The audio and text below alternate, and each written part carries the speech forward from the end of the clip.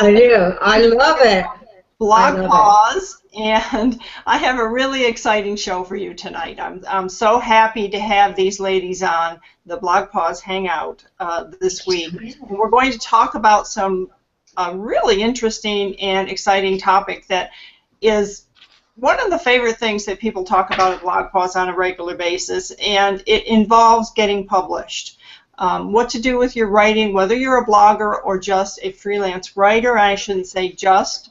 Take that word out of there. Freelance writing is such a well-respected career, but many of us are in blogging now, and once we get into blogging and we turn it into something that we spend a lot of time and effort in, we're wondering, can we turn some of that work into a book? And I have 3 ladies with me that are outstanding in that area.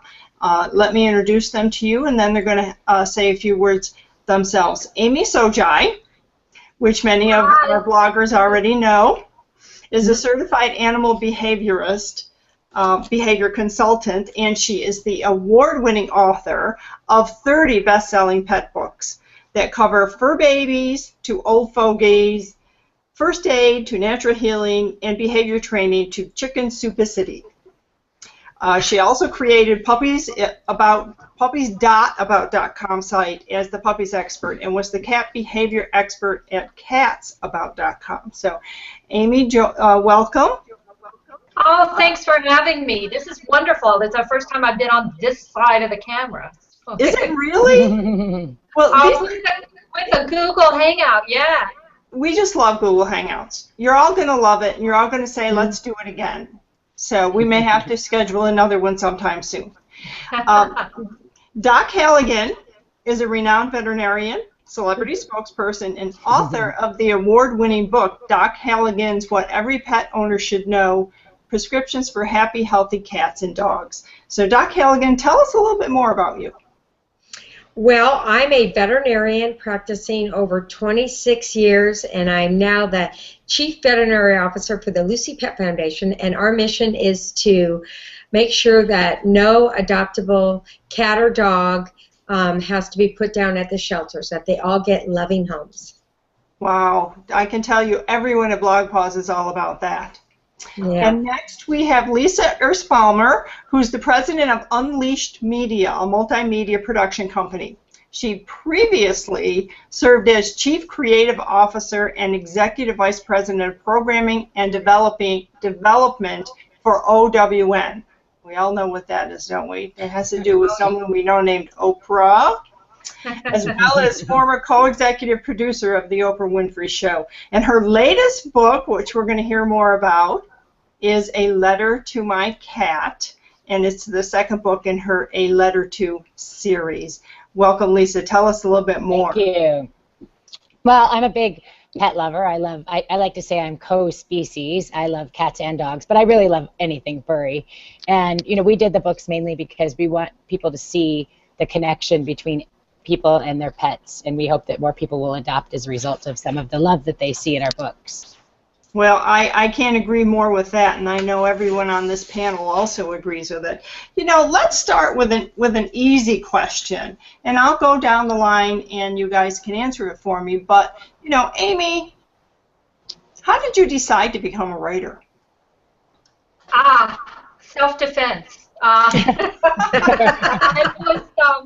I was working as a vet tech in eastern Kentucky, and I love veterinarians, and I got to do a lot of wonderful hands-on work, but I noticed the veterinarian is so busy that he didn't always have time to explain everything in the language that us regular folks could understand, and so I started working to write in translating medicalese into language that the rest of us can understand. And I started out kind of in the pet press, you know, writing for the dog magazines, cat magazines, and honestly, I got my first book contract. They came to me because they had read my articles and bylines, and they liked what they saw, and I got a phone call out of the blue. And bloggers, that's happening to bloggers today now, too. Things are changing, so, you know, keep on blogging. It is. I agree. It is. So, Doc Halligan, in addition to how you decided to write your book, tell us a little bit about what you hope to achieve with this book.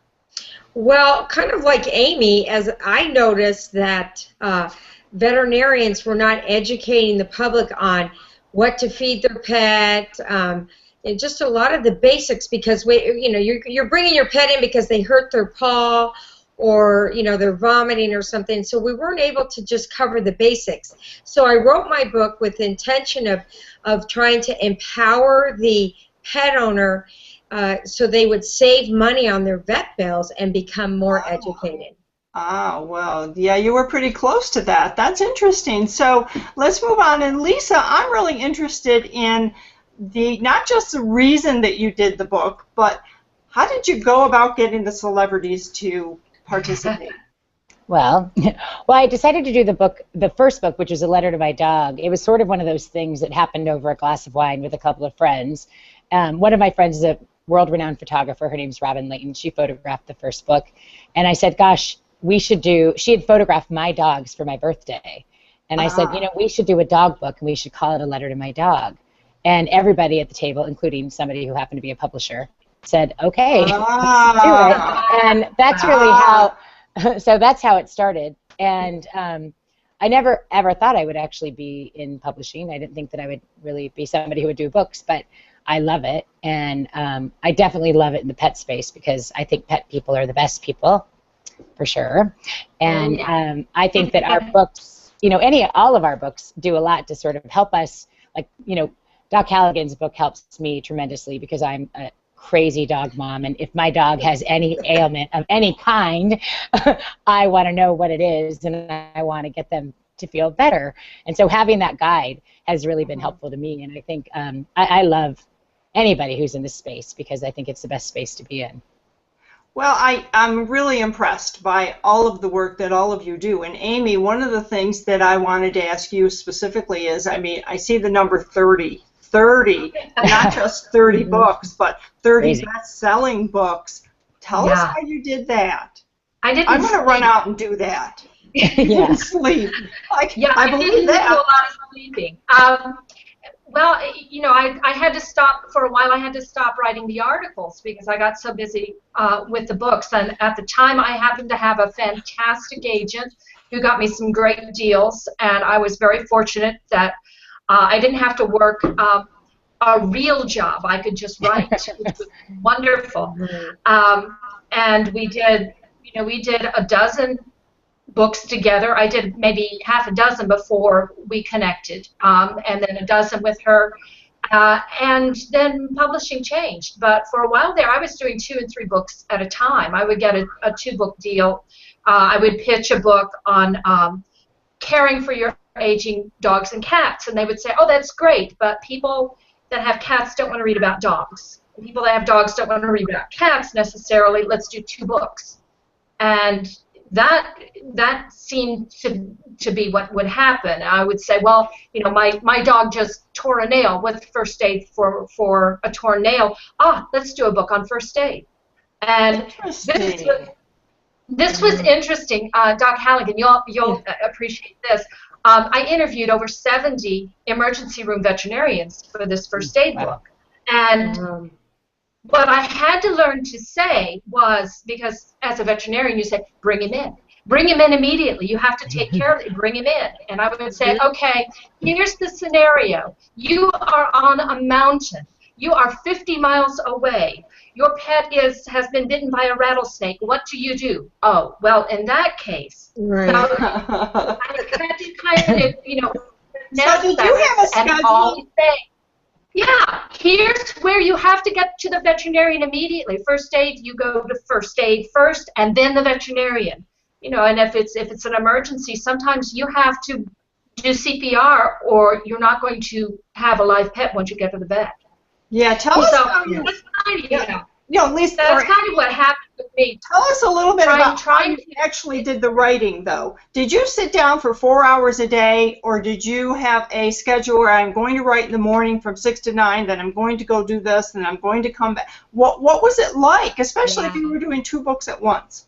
Yeah, that was interesting. I had to be very, very organized, because if one of my resources called me back, I looked like a bongo player if I didn't know why they were calling me back. I'd have to know you're calling me back for this book and not that book. So, and I was very much, it was very topic oriented. A lot of the books, I did 3 books for Rodale Press. So they're very kind of A to Z, you know, home remedies or first aid or natural healing. And so I would know that I was speaking with this particular expert about cat abscesses and dog bites and something else. And so I would interview for maybe 2 or 3 different topics at that time. And yes, I would say it was like a real job. Start at 8:30 in the morning, work until 1 o'clock in the afternoon, take a break, work till 5. And when you're at a deadline, there is no quitting time. You work until 11. You work until, I've done all-nighters. You work until it's done and you get it in.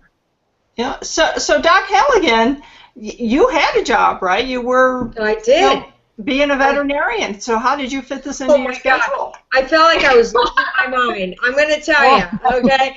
I was the director of vet services, and yeah, I had HarperCollins. I met with them, got my advance. You know, I had to come up with the book, and I literally would come home. And I went to Starbucks, and wow. I had you know, my little fry was joking with them, saying, "You guys, you know, you're helping me write my book." And I'd drink a double espresso, go home, and write till I couldn't write anymore, and fall asleep, and just do the next day. So it was work. I mean, even a lot of work. It was something that you wanted to do, and you felt a passion to do. I mean, it was a job, and so. In addition to your other job, the time that you were writing the book, you must have been tired. You know, I mean, to know that there was a deadline, you know, looming over your head. Right, and you know what, you guys, Amy, I had writer's block. I remember after we signed the contract and I got the money, and I'm like, and I call my sister and I go, I don't know what to do. And she goes, just start writing. She said, you know, just, you know, a journey of 1,000 miles starts with 1 step. And I did experience panic. And then I said, she goes, write about what you think is easiest. And I started writing about holiday hazards because I do a lot of TV about that. And then I put pen to paper and boom, boom, boom, and turned it in on time. And they were surprised because most authors I didn't know turn their manuscript. And I gotta tell you that there's that place with every single book where you get the advance or you get the contract or the deadline, and then you go, oh crap, now I have to do it. Yes. See, so Lisa, did you experience that? Your book is an entirely different kind of book. Yeah, I mean, I didn't have to go through writer's block because I'm not really writing the book. Our book is a curation of different people's stories and letters to their pets. So it's a journey in curating those. However, we put, you know, we put up a blog online, and we brought in regular people's stories. We went in search of kids who wanted to write letters to their dogs or cats. And then, as you talked about before, we asked different celebrities if they would participate. And so it's different than having to sit down and write a whole book, which, you know, no doubt that would be really, really hard to do. But in curating, it takes some time as well. Just not the same. I don't have to, like, you know, write 24 hours a day every day. I only do the foreword. But we do read hundreds and hundreds and hundreds of letters. Sorry? That's really very, very difficult too. I was fortunate. I worked on 2 Chicken Soup books with Marty Becker and Carol Klein, and the massive amounts that come in, and then you have, this is lovely, but it's not going to work. Oh, I have to tell this person, oh dear. That is really hard. And then have to, you know, massage them. Oh my gosh, I couldn't. That once was enough for me. Those 2 books were enough for me. So God bless your heart. It's definitely hard telling people that they're not going to make it in the cut. Yeah. And I didn't tell a few people until after the book came out, which was a big mistake. Friends. Big mistake. So Lisa, what exactly then, kind of explain to us, because I think in our minds, the average person thinks, okay, I know what it means to write a book. You sit down, you have a typewriter, pen to paper, whatever it is, and you write, but you didn't do that. So go through the steps of what you did you were the producer, so to speak, of the book. Yes, I am a producer. So Yep, I'm definitely the producer of the book, and I think that when it comes to getting a book published, if you're going to self-publish or whether you're going to go after an actual publisher, I think it's always good to have a hook. And I think that that's really what I had, and really at the beginning, sort of unbeknownst to me, right? I really did have I have a massive love for my dogs. And it really came out of that innocence of like, gosh, I wish I could really express to them how I feel about them. One of them is sitting behind Doc Halligan. Yes. And that's how the idea came about, because my love for them is so passionate and genuine and unconditional. Like, really, they can do no wrong. Eat my furniture, it's yours. And yes, that's how. We had at our house, we had a sofa the dogs ate, and we called it the world's biggest chew toy. So basically, it's okay, right? When you put everything together, how did you decide which story went where? Well, they're actually in alphabetical order, which made it easy. So that's how we did that. But deciding which stories went in was always really difficult for us. But really a great honor to be able to read everybody's letters, because I learned so much. Not only about like your pet, but I learn a lot about the people who write the letters.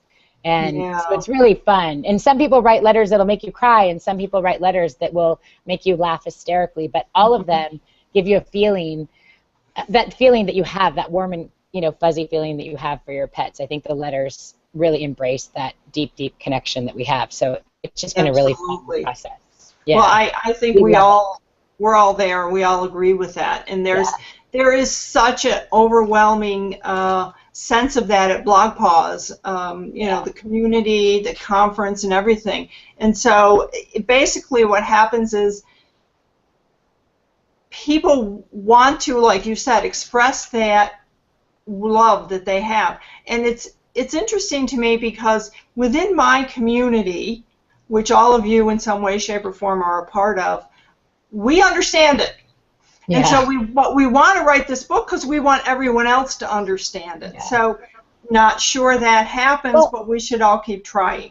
Well, and I think it's really important for people to realize that sometimes the best books are the most unconventional, right? The ones that do the best. Like, there's a cat book that's called, I think it's called something about I Can Pee on This, right? And it's a little kitty. Yeah, my daughter sent me a copy of it. That book sells more books than anything. And in the dog space, there was a book called Dog Shaming that was based on the very famous blog Dog Shaming that was hilarious.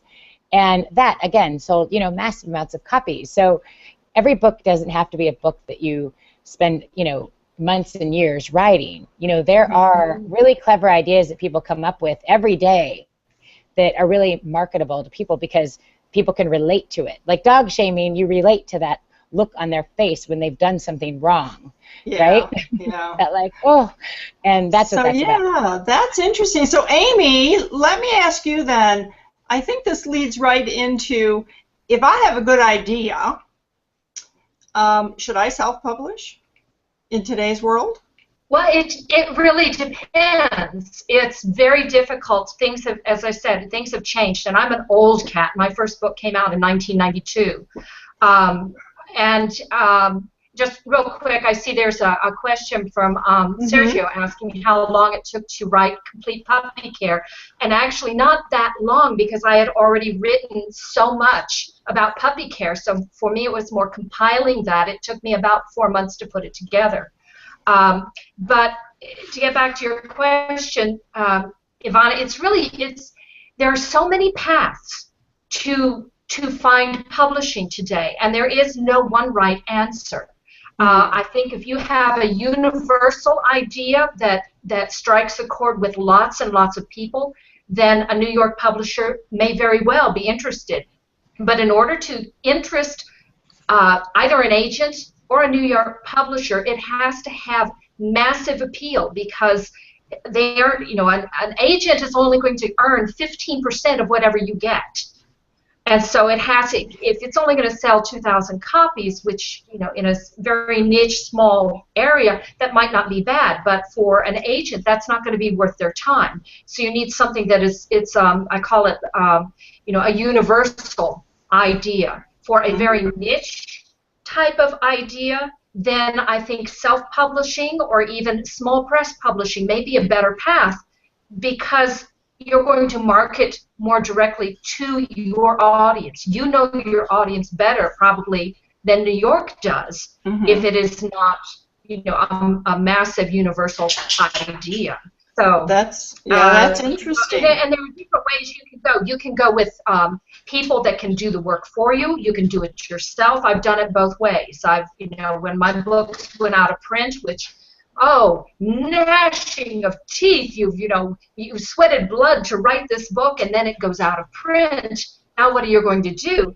Well, rather than have them collect dust under the bed, I brought them back out. Kindle was a lifesaver for me and many authors out there. So, for instance, my kitten book, Complete Kitten Care, is my bestseller right now, and it has had like 20 lives because it was originally supposed to be Kittens for Dummies. I turned in the manuscript. I had already been, the contract was signed and everything, turned in the contract, and the Dummies brand was sold, and they canceled my contract. But they paid me for it. So I turned around and sold it to New American Library, and they paid me for it again. It went out of print. I self-published it, and it's still earning more than it ever did with New American Library. So I call that the book that never died. You know, that's on ninth live. Wow. So Doc Halligan, go ahead. I wanted to interject. When I decided I wanted to write my book, there was a Consumer Reports article that came out just trashing veterinarians that were just money-hungry slobs, and that's what put the seed in too. Like, wait a minute, no, this is why you have to spend so much money. So I took an extension class at UCLA on how to write a winning book proposal, because I'm a veterinarian, I'm not an author. I write like I talk, which is not good, but they have things called editors, which, you know, save your life. So I go and I take this class at night, and just to 20 people, and lo and behold, you know, when I told my idea, I want to teach people how to save money on their vet bills, every one of the classes was like, I'd buy your book. And the teacher actually came up to me at the end of the class and said, I would like to submit your proposal to my agent, who's in New York, and that's how I got an agent. Just by taking an extension class at night, because I was committed to write this book. I think that's another really good point that Doc Halligan makes. I think a lot of people don't think that they can get an agent or a publisher, and the reality is you just have to try, because sometimes you would be very surprised that you can. I was surprised myself, and even though I was in the industry, so I had a lot of help in that respect, but a lot of my friends have gone on to write books, and they've had a lot of success in that space. So. Yeah, I think we could have another whole hangout for even longer than a half an hour on the whole topic of how to get published. In today's world, as Amy says, if you're going to do self-publishing, that could be a whole session of its own. And then talking about your book proposal, and Doc Halligan, you happen to be kind of in the right place at the right time. But people should understand that wasn't magic. That wasn't luck. That was you saying, if I'm going to write a book, I need to go get some training on some. Yeah. Educated. And something else that people should think about doing is there are lots and lots of writers' conferences all over the country all year long, and agents attend these, editors, publishers attend these, and often you will see in the guides, like the Writer's Market Guide, Literary Marketplace, all of these that list them, and they will say, no unsolicited submissions. Well, so how do you get a foot in the door? You go to a writer's conference, and you meet them, and you pitch them there, and over a glass of wine or whatever, you talk to them, and suddenly you're no longer unsolicited. You know them, and they will look at projects when they have met somebody at a conference. So that's something. Yeah, let's look at the questions. We do have one from Sky Anderson, who says, I've reviewed dog books for about 10 years, and I'd like to know what importance you put on them. How do you get reviews? What do you think of amateur reviews online nowadays? So, you need them. You absolutely must have reviews. It's very difficult to get quality reviews. I have done with my fiction. I gave away probably 200 copies of the book.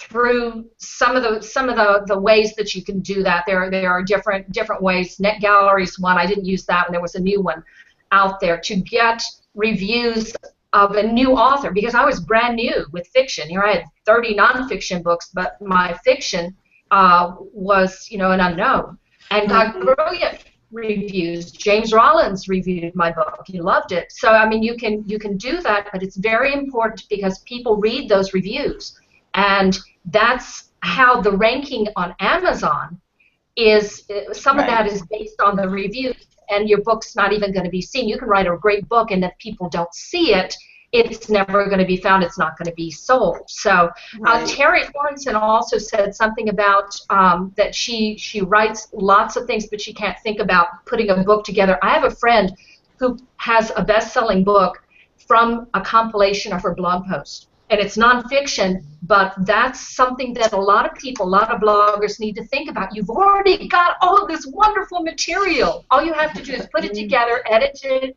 hire an editor. Hire an editor. They're not that expensive. There are a lot of editors been laid off, and they're looking for work. Yeah. So Lisa, let's see if you can help us with one of the things here. Is it a good idea to write something short? A couple of short booklet things and turn it into a full book? I mean, the books that you put together are kind of little short things that you put together into a big book. Yeah, they're about 200 pages each, our books. And I mean, I think, I'm not sure that a booklet is the right idea. I think, again, if you're talking, Sergio, if you're asking about how you get a publisher, I think that the best way, or even self-idea, and to write at least a good proposal. I think Karen's point in taking that class was really helpful in getting a really solid proposal down so that you could start from there and then work your way through an entire book. So we also now have from Sky Anderson, and this is a loaded question, ladies. I think that we could do a whole Google Hangout on what is the role of an editor. What decisions are yours as opposed to the publisher's? She's been an editor and a writer for the military, but would like to get into the commercial area. So I'm seeing also that we're getting close to end time, and I would like to answer these questions and wrap up with the guests. So we may go over. Is that all right with everyone here? If we went over 2 minutes? Okay, excellent. So we're just going to finish up. So we'll start with you, Lisa, about basically about the role of the editor. I'm assuming you had an editor for your books. Yeah, I had a great editor. My publisher right now is Crown Archetype, which is a division of Random House. And my editor, luckily, really just helps guide us and helps us with decisions when we have questions and things like that. But they definitely play a big role when it comes to, at least for me, and it's not with every case because I didn't do this with my last book, but in this particular scenario, they do help with, they do the design, and when we argue over things, like at the end of the day, we have to negotiate to see who sort of wins. But and that does happen. We obviously, we're all individuals and we have differences of opinion. But at the end of the day, it's really both parties that are trying to make the right product to go out to the audience. And it's a negotiation. I like that word. I mean, it isn't the editor and the publisher don't say absolutely this is the way it's going to be. So, and there are different kinds of editors. There's content editors. There are copy editors. There's for fiction. There's a whole other kind of an editor. So it depends on what your project is and how that's going to work. And if you are publishing as an independent author, or as I call myself a hybrid author, because I publish any way it works, whether it's with New York or on my own or with a small press. You need to take control of that.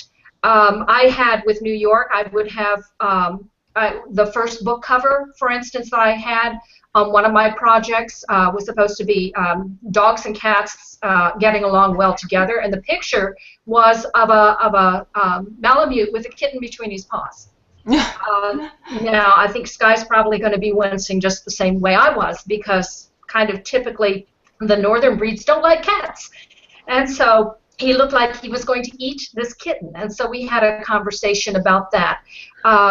So it is a negotiation. If you can give your editor a good reason why that your decision is better, your choice is better, then there's generally no problem. Something to go back to the booklet thing. I have 2 booklets right now. They're very short, and I've made them free on Kindle. But there's a reason I did that. They both mention my other books, so it's a marketing plan, and that's something else we can talk about at another Google Hangout. Once you have the book written, how do you market it? So free is powerful, but you can't just give stuff away. There has to be a reason for it and kind of a give and take why you might do that. Giving books away for reviews to bloggers, I love doing that because if they like your book, they're going to spread the word, and also it's just nice to be able to share that with your colleagues. I was with HarperCollins because Sky's asking, what decisions are yours as opposed to the publisher, and I did not have final say over the title. My working title was How to Save Money on Your Vet Bills, or How to Save Money, and then you look at what the title turned out to be, was not what I wanted. But I did have final say over the manuscript, and I worked closely with the editor. It was a give and take, but I was kind of disappointed that they do have final say over the title and the cover. So the title and the cover design, in our publishing days, we heard from a lot of people who had some quote-unquote issues. In fact, I know of a case where a friend of mine, her book was published, they misspelled her name, and it was just a little bit too bad because 100,000 copies had been printed. Right. So yeah, I mean, they took my name on the first aid companion for dogs and cats with Rodale. My agent at the time got me cover approval. Thank goodness, because I got this cover and my name was not on it. So I think that you have to be prepared to stand up for yourself, know where you stand, maybe have someone that you trust. Like maybe I would tap into one of you ladies if I was writing my next book. But anyway, I really think that we have covered a lot of ground here. I can't thank all of you enough. Thank you. While we sign off and talk a little bit, maybe Tom could put up the slide with your books on it, so everybody can have a little bit of a view of that. This is just one of Amy's books, obviously, and so before we sign off, I'm going to ask each of you 2 questions. The first question will be something you need to answer, and the second one is for you to tell us how people can get in touch with you. So, Amy, I'm just wondering if, as someone who works from home and is a writer by trade, are you challenged by sunny days? I'm more challenged by pestering dogs. And, I have an 8-year-old German Shepherd, a 17-year-old Siamese wannabe, and about a 14-month-old Karma kitten who just pesters the heck out of all of us. So sunny days don't bother me. I have a desk treadmill. So I can get in my exercise while I'm checking email and working, because I work 24/7. Otherwise, it's goodness. So tell us where people can find you.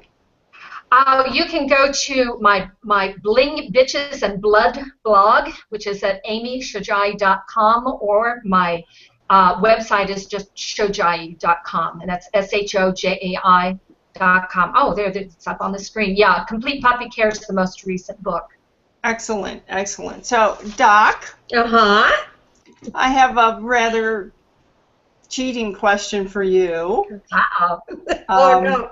What's easier? What's easier, being a veterinarian or a writer? What's easier? Oh my gosh! I don't know. They're both hard in different ways. I think I enjoy being a veterinarian more than being a writer. I think it's easier for me, I guess, to be a veterinarian than a writer. That's definitely something that I never thought I could be, and I'm proud I did it, and I would encourage everybody to write a book because it's a wonderful experience, and I hope to write another one. I haven't had the time yet, but it changed my life being an author. It's wonderful. Excellent. So where can people find you online? You could go to my website, dochalligan.com, and feel free to reach out at dochalligan@dochalligan.com. Excellent. Thank you. So, Lisa? Hi.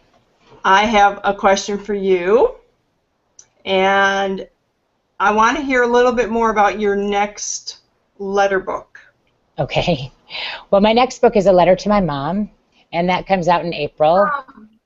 Yeah, it's really, I have to say, so precious, so emotional. And again, we have 70 contributors in that book, and we're really proud of it. And you will cry and laugh, just like with Cat and Dog. It's actually really similar. I mean, sometimes you read the Cat and Dog letters, and you're not sure if they're talking about people or if they're talking about pets. And so you get a lot of the same emotion, but obviously we all love our moms, and it's great to have that book coming out in April. We're really excited about it. So tell us where we can find you online. You can find me at alettertomydog.com and alettertomycat.com or alettertomymom.com. Excellent, excellent. Well, ladies, I can't thank you enough. This was outstanding. I think we kind of just brushed the surface. So we may be tapping into you in a future date to do a rematch. Sure. Thank you very much. Thank you. Great. You can also head over to Google Plus, where people are probably still chatting and asking questions and engage with the audience.